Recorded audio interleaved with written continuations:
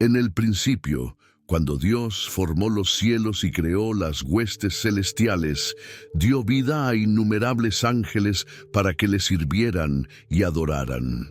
Entre todas estas maravillosas criaturas, hubo una que destacó por encima de las demás: Lucifer. Este ángel no era uno cualquiera.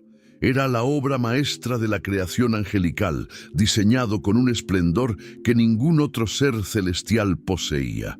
Las Escrituras nos hablan de su incomparable belleza en el libro de Ezequiel, capítulo 28, versículos 12 y 13, donde dice: «Tú eras el sello de la perfección, lleno de sabiduría y perfecto en hermosura».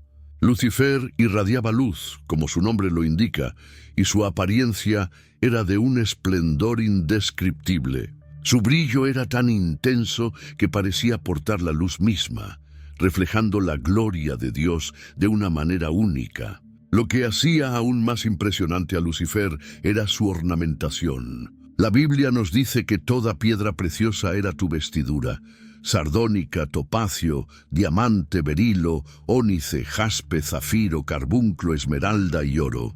Imagina un ser cubierto de joyas resplandecientes, cada una reflejando y multiplicando su luz natural, creando un espectáculo visual que superaba cualquier belleza terrenal. Además de su apariencia física extraordinaria, Lucifer poseía una musicalidad innata. Ezequiel 28:13 menciona que los primores de tus tamboriles y flautas estuvieron preparados para ti en el día de tu creación. Esto sugiere que Lucifer tenía una relación especial con la música celestial, quizás liderando las alabanzas en el cielo o poseyendo la capacidad de crear armonías que glorificaban a Dios de maneras que otros ángeles no podían igualar. El nombre Lucifer significa portador de luz o estrella de la mañana, un título que reflejaba no solo su apariencia, sino también su posición. No era un ángel común, pertenecía a la orden de los querubines, los ángeles que se encontraban más cerca del trono de Dios. Ezequiel 28:14 lo describe así: «Tú eras el querubín ungido para proteger». Esta designación era un honor inmenso, pues los querubines tenían acceso directo a la presencia divina. En las representaciones bíblicas, los querubines aparecen como guardianes de los lugares más sagrados, como el Arca de la Alianza y el Jardín del Edén. Lucifer tenía un acceso privilegiado a la presencia divina que pocos seres creados disfrutaban. La Escritura menciona que estaba en el santo monte de Dios y en medio de las piedras de fuego andaba. Estas expresiones poéticas nos hablan de su proximidad al trono celestial, caminando en los lugares más sagrados de la creación divina. Su posición elevada implicaba también autoridad sobre muchos otros ángeles. Aunque la Biblia no detalla específicamente su jerarquía administrativa, las referencias a su caída posterior sugieren que una tercera parte de los ángeles le siguieron, lo que indica el nivel de influencia y autoridad que poseía en el reino celestial. Las responsabilidades confiadas a Lucifer debieron ser enormes. Como querubín protector, su tarea probablemente incluía guardar la santidad del trono de Dios y posiblemente supervisar a otros seres celestiales en sus deberes. Su posición requería absoluta lealtad y perfecta obediencia, pues servía directamente ante la presencia del Creador. Cuando Dios creó a Lucifer, lo hizo perfecto en todos sus caminos. Ezequiel 28:15 lo confirma claramente: «Perfecto eras en tus caminos desde el día en que fuiste creado». Esta perfección no era solo física, sino también moral. Inicialmente, no había maldad, engaño o rebelión en él. Cada pensamiento, cada acción, cada intención estaba alineada con la voluntad divina. La inteligencia de Lucifer superaba la de todas las demás criaturas celestiales. Las Escrituras mencionan repetidamente su extraordinaria sabiduría. Esta no era una simple inteligencia, era un entendimiento profundo que le permitía comprender los misterios divinos de una manera que otros ángeles no podían. Su conocimiento abarcaba los secretos más profundos de la creación. Podía contemplar y reflejar la gloria de Dios de manera única, entendiendo aspectos del carácter divino y sus obras que permanecían ocultos para otros. Esta capacidad de comprensión le daba una perspectiva privilegiada del universo y los propósitos de Dios. Como todas las criaturas inteligentes, Lucifer fue dotado de libre albedrío. No era un robot programado para obedecer sin opción, sino un ser con la capacidad de elegir amar y servir a su Creador. Esta libertad era un regalo precioso que reflejaba la confianza que Dios depositaba en él. Durante un tiempo indeterminado, Lucifer usó esta libertad para servir fielmente, existiendo en perfecta armonía con los propósitos divinos. Su relación con Dios era de perfecta comunión. No había barrera, no había distancia espiritual, no había desacuerdo. Lucifer entendía su lugar en la creación y lo abrazaba con gozo, cumpliendo su propósito exactamente como había sido diseñado para hacerlo.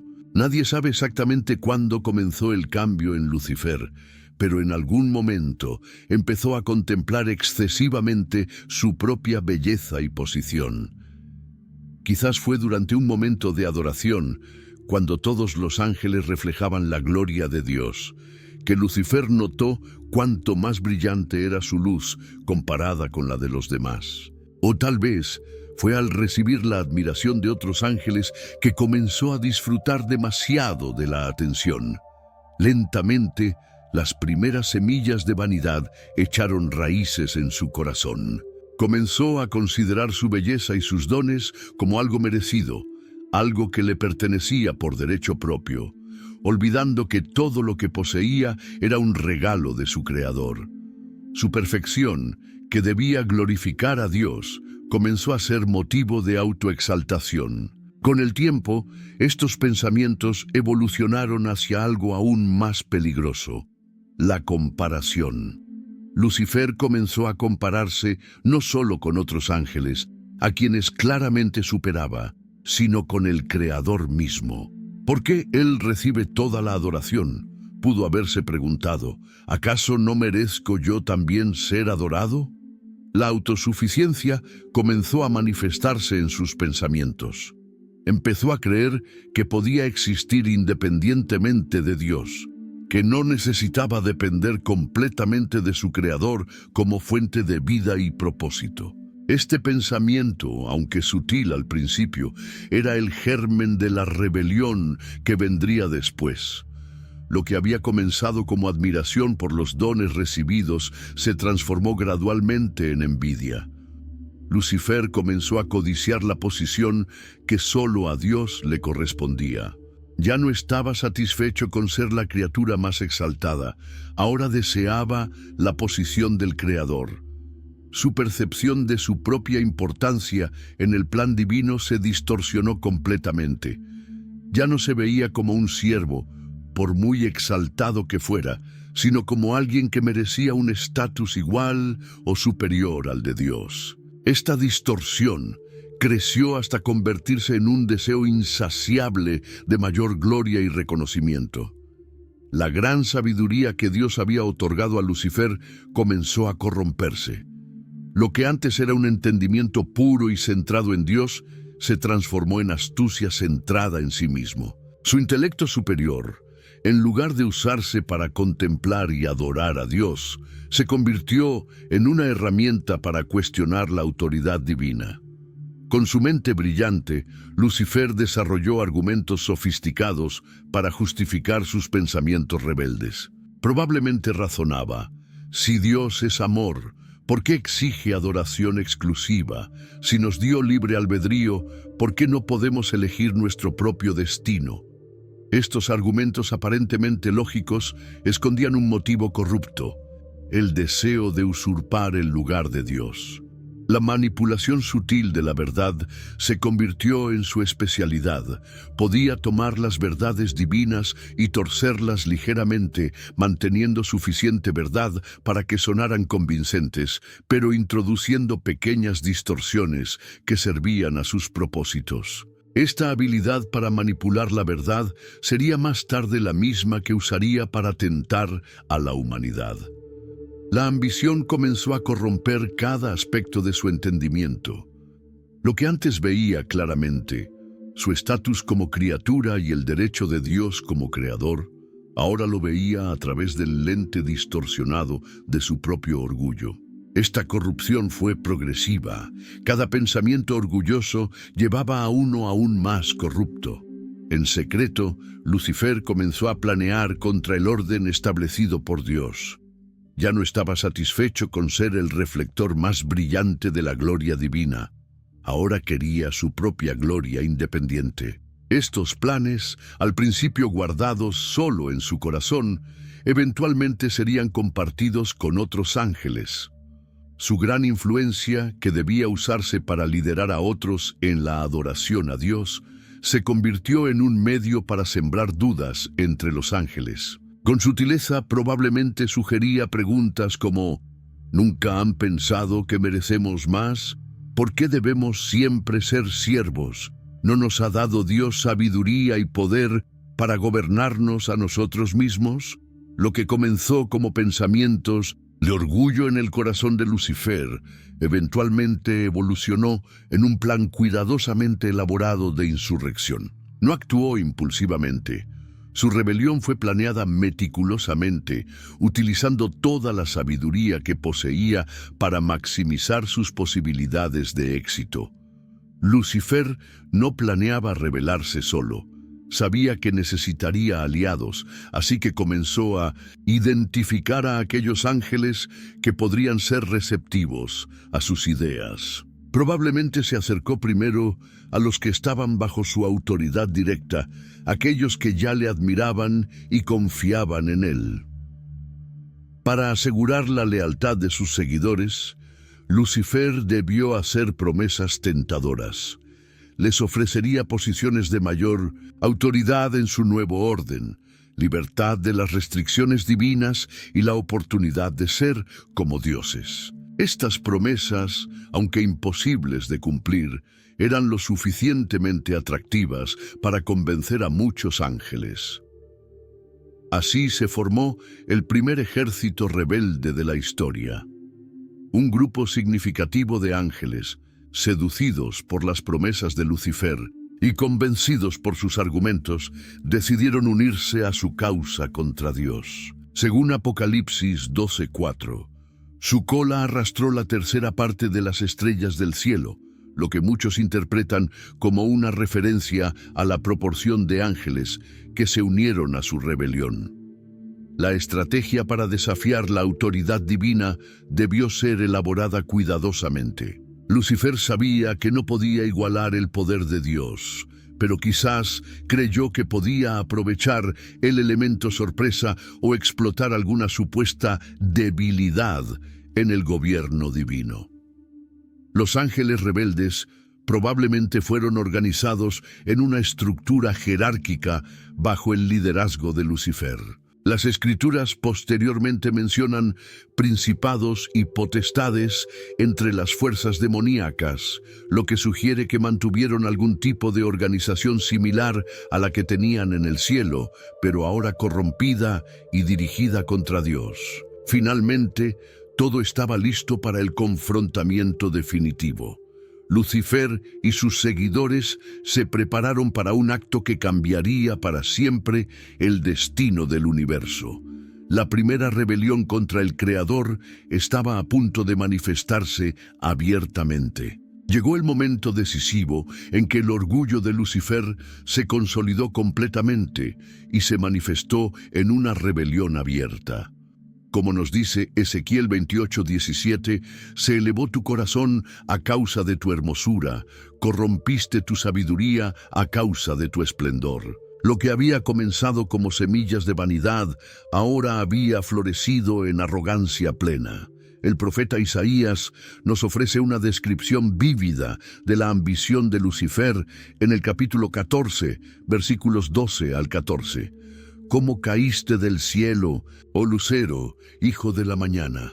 Cortado fuiste por tierra, tú que debilitabas a las naciones. Tú que decías en tu corazón, subiré al cielo en lo alto, junto a las estrellas de Dios, levantaré mi trono, y en el monte del testimonio me sentaré a los lados del norte. Sobre las alturas de las nubes subiré y seré semejante al Altísimo». En este pasaje podemos identificar 5 declaraciones que comienzan con yo y revelan la extrema arrogancia de Lucifer.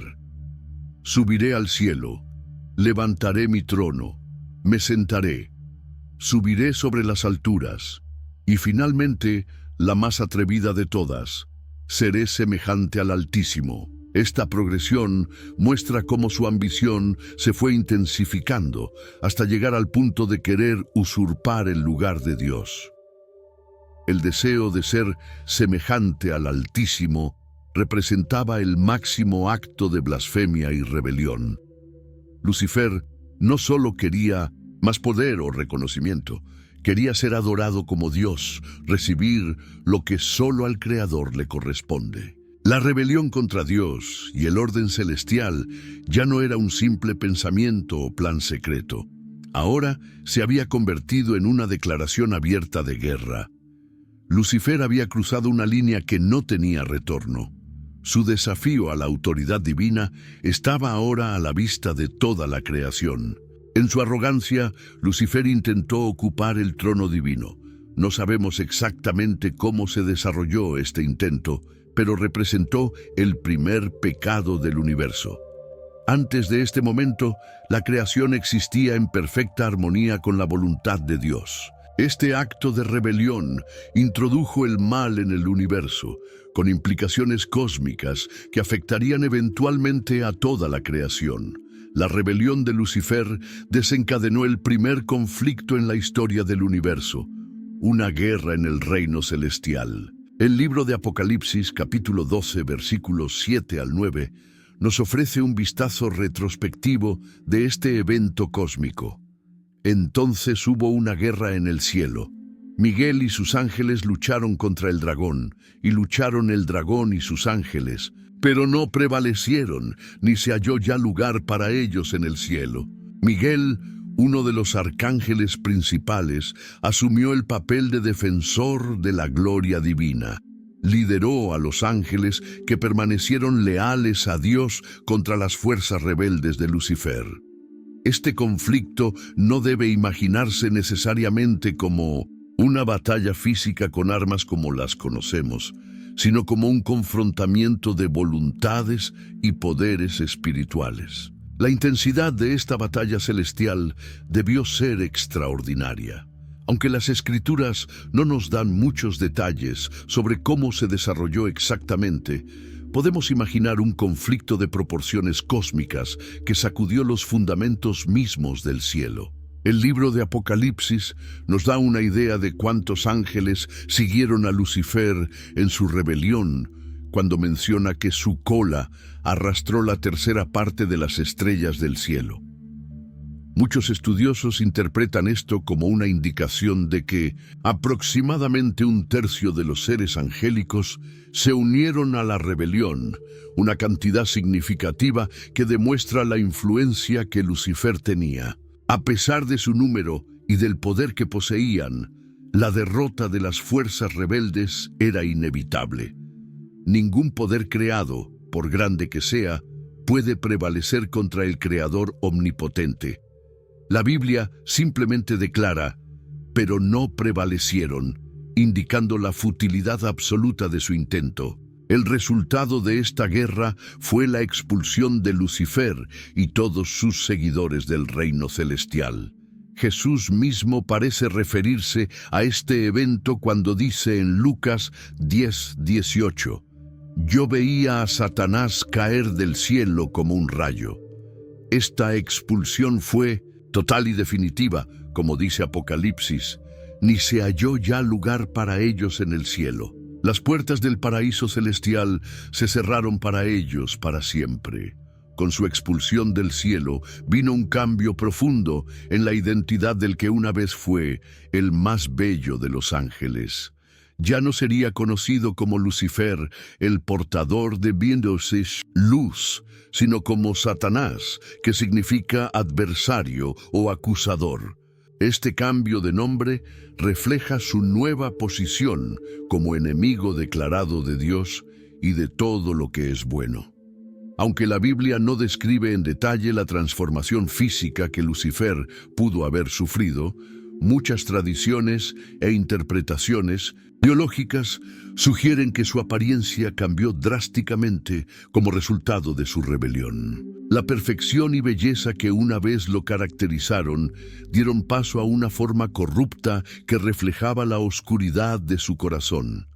La pérdida de su belleza original fue una consecuencia directa de su rebelión, así como su interior se había corrompido por el orgullo y la ambición.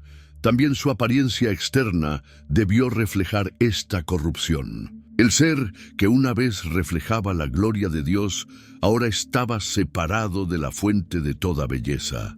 Las Escrituras le atribuyen varios nombres que reflejan diferentes aspectos de su naturaleza caída: diablo, calumniador, serpiente antigua, engañador, dragón, destructor, acusador de los hermanos y príncipe de este mundo. Cada uno de estos títulos revela algo sobre su carácter y sus actividades tras su caída. La corrupción de su carácter fue completa. Donde antes había perfección moral, ahora había maldad total. Su sabiduría, belleza y poder, que fueron diseñados para glorificar a Dios, ahora estaban completamente dedicados a oponerse a Él. Donde una vez hubo amor por su Creador, ahora se desarrolló un odio intenso contra Dios y todo lo que Él había creado. Este odio se convertiría en la fuerza impulsora detrás de todas sus acciones futuras. Su propósito ya no era glorificar a Dios, sino oponerse a Él en cada aspecto posible. Con esta transformación, Satanás definió su nueva misión: oponerse a todos los propósitos divinos. Si Dios creaba, Él destruiría. Si Dios afirmaba la verdad, Él promovería la mentira. Si Dios amaba, Él odiaría. Todo su poder, inteligencia y energía estarían ahora dedicados a contrarrestar los planes de Dios en cada oportunidad. Tras ser expulsado del cielo, Satanás y sus ángeles caídos, ahora demonios, se vieron forzados a habitar en el reino terrestre. La tierra, que había sido creada como un reflejo de la belleza y el orden divinos, se convirtió en el nuevo escenario para sus actividades malignas. No pasó mucho tiempo antes de que Satanás descubriera a la recién creada humanidad en el jardín del Edén. Adán y Eva, creados a imagen y semejanza de Dios, representaban una nueva obra maestra del Creador. Para Satanás, estos seres se convirtieron inmediatamente en objetivos de su odio y envidia. Con astucia, Satanás desarrolló una estrategia para corromper la creación humana. Como se registra en Génesis, capítulo 3, se acercó a Eva con una propuesta tentadora: seréis como Dios, conociendo el bien y el mal. Es revelador que usara la misma ambición que causó su propia caída, ser como Dios, para tentar a la humanidad. Para acercarse a Eva, Satanás utilizó la forma de una serpiente como vehículo para su tentación. La Biblia describe a esta serpiente como más astuta que todos los animales del campo. Esta descripción probablemente se refiere no solo al animal en sí, sino a la astucia de Satanás que se manifestaba a través de él. En esta primera tentación, Satanás aplicó las mismas técnicas de engaño que había desarrollado durante su rebelión. Comenzó cuestionando la palabra de Dios. Con que Dios os ha dicho, no comáis de todo árbol del huerto. Esta pregunta aparentemente inocente estaba diseñada para sembrar dudas sobre la bondad y las intenciones de Dios. Luego, atacó directamente la veracidad de la palabra divina cuando dijo, «No moriréis», contradiciendo directamente la advertencia de Dios sobre las consecuencias de comer del fruto prohibido. Esta negación directa de la verdad divina reveló su naturaleza como padre de mentira, como Jesús lo describiría más tarde. Cuando Adán y Eva sucumbieron a la tentación, las consecuencias fueron devastadoras, tal como Dios había advertido. La muerte entró en el mundo, tanto física como espiritualmente, y la humanidad quedó separada de la presencia directa de Dios. Para Satanás, esta caída humana debe haber producido una perversa satisfacción, viendo cómo las criaturas amadas por Dios ahora compartían en cierta medida su propia separación del Creador. Tras su éxito inicial en el jardín del Edén, Satanás asumió diversos roles en su guerra contra Dios y la humanidad. Uno de sus papeles principales es el de acusador de los hermanos, como se le describe en Apocalipsis 12:10. Constantemente busca señalar los pecados y fallos de los creyentes, no para corrección, sino para condenación. Un ejemplo claro de su función como acusador se encuentra en el libro de Job, donde Satanás se presenta ante el trono de Dios para cuestionar la integridad de Job. ¿Acaso Job teme a Dios de balde?, preguntó, insinuando que la fidelidad de Job estaba basada únicamente en las bendiciones que recibía. Esta acusación revela mucho sobre cómo opera Satanás, buscando siempre desacreditar a los fieles ante Dios. Quizás uno de los momentos más significativos en la historia bíblica es la tentación de Jesús en el desierto, registrada en los Evangelios. Allí, Satanás empleó tres estrategias principales. Primero apeló a las necesidades físicas, di que estas piedras se conviertan en pan. Luego a la vanidad y el espectáculo, échate abajo desde el pináculo del templo. Y finalmente, ofreció poder mundano a cambio de adoración. Todo esto te daré si postrado me adorares. En cada caso, Jesús respondió con la palabra de Dios, demostrando el método eficaz para resistir las tentaciones. A lo largo de la historia, Satanás ha continuado su trabajo de oposición a los propósitos divinos. Intenta frustrar la difusión del Evangelio, siembra discordia entre los creyentes, promueve falsas doctrinas y persigue a la Iglesia cuando puede. Su objetivo sigue siendo el mismo: impedir que la humanidad conozca y sirva a Dios. La tentación constante de los fieles es una de sus tácticas principales. Conoce las debilidades individuales y adapta sus ataques según cada persona. Para algunos, la tentación viene en forma de orgullo intelectual. Para otros, puede ser a través de deseos carnales o ambiciones materialistas. En todo caso, busca separar a los creyentes de su Creador. Es importante recordar, sin embargo, que el poder de Satanás es limitado y siempre está bajo la soberanía divina. Incluso en el caso de Job, necesitó permiso de Dios para actuar. Como dijo Santiago, resistid al diablo y huirá de vosotros. Los creyentes tienen la promesa de que mayor es el que está en vosotros que el que está en el mundo. A lo largo de la historia, Satanás ha utilizado métodos consistentes: engañar, presentando la mentira como verdad; sembrar dudas sobre la bondad y las promesas de Dios; infundir miedo cuando la fe debería prevalecer; y acusar para producir desesperación en lugar de arrepentimiento. Conocer estas tácticas es fundamental para resistirlas efectivamente. Aunque actualmente Satanás sigue activo en el mundo, las Escrituras son claras respecto a su destino final. La Biblia profetiza una derrota definitiva que pondrá fin a su rebelión de una vez por todas. Según Apocalipsis 21:3, llegará un tiempo en que Satanás será aprisionado temporalmente durante 1000 años. Vi a un ángel que descendía del cielo con la llave del abismo, y una gran cadena en la mano, y prendió al dragón, la serpiente antigua, que es el diablo y Satanás, y lo ató por 1000 años, y lo arrojó al abismo, y lo encerró, y puso sus sellos sobre él, para que no engañase más a las naciones, hasta que fuesen cumplidos 1000 años. Después de este periodo, según nos dice Apocalipsis 27:8, será liberado brevemente y organizará una última rebelión. Cuando los 1000 años se cumplan, Satanás será suelto de su prisión y saldrá a engañar a las naciones que están en los 4 ángulos de la tierra. Este intento final de oponerse a Dios demostrará que incluso después de 1000 años de confinamiento, su naturaleza rebelde permanece intacta. Esta última rebelión será rápidamente sofocada, y Satanás enfrentará su juicio final ante el gran trono blanco de Dios.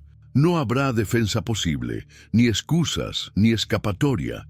Todos sus engaños y maquinaciones serán expuestos a la luz de la perfecta justicia divina. Apocalipsis 20:10 describe su condenación eterna. Y el diablo que los engañaba fue lanzado en 1900 el lago de fuego y azufre, donde estaban la bestia y el falso profeta, y serán atormentados día y noche por los siglos de los siglos. Este será el final definitivo del que una vez fue el más hermoso de los ángeles. La justicia divina finalmente prevalecerá sobre la rebelión. El mal que Satanás introdujo en el universo será completamente erradicado, y su influencia corruptora cesará para siempre. Su poder, que siempre fue limitado y prestado, le será quitado definitivamente. El contraste entre su destino final y su gloria original no podría ser más dramático. El ser que una vez caminaba entre piedras de fuego en el santo monte de Dios, ahora confinado eternamente al lago de fuego. El que una vez estuvo cubierto de toda piedra preciosa, ahora despojado de toda belleza. El que ambicionó ser semejante al Altísimo, ahora eternamente demostrado como una criatura vencida. La historia de Lucifer nos ofrece profundas lecciones que trascienden el tiempo. Quizás la más evidente es el peligro del orgullo y la autosuficiencia, como advierte Proverbios 16:18. Antes del quebrantamiento es la soberbia, y antes de la caída, la altivez de espíritu. Lucifer, la criatura más exaltada, cayó precisamente por exaltarse a sí mismo. Esta paradoja nos recuerda que mientras más alto es el lugar de privilegio, mayor es la responsabilidad de permanecer humilde. El proceso de corrupción que experimentó Lucifer comenzó con pequeños pensamientos de vanidad. No cayó de repente. Fue una progresión gradual de pensamientos que llevaron a actitudes y finalmente a acciones rebeldes. Esta progresión nos advierte sobre la importancia de vigilar nuestros pensamientos y no permitir que las semillas del orgullo echen raíces en nuestros corazones. La historia de Lucifer demuestra claramente la imposibilidad de una rebelión exitosa contra el Creador. Por muy poderosa que sea una criatura, nunca puede prevalecer contra aquel que le dio existencia. Este principio fundamental nos invita a reconocer nuestra posición como criaturas y honrar a Dios como Creador. La historia de Lucifer nos ofrece profundas lecciones que trascienden el tiempo. Quizás la más evidente es el peligro del orgullo y la autosuficiencia, como advierte Proverbios 16:18.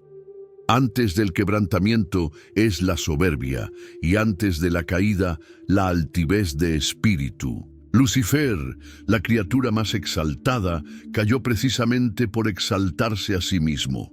Esta paradoja nos recuerda que mientras más alto es el lugar de privilegio, mayor es la responsabilidad de permanecer humilde. El proceso de corrupción que experimentó Lucifer comenzó con pequeños pensamientos de vanidad. No cayó de repente.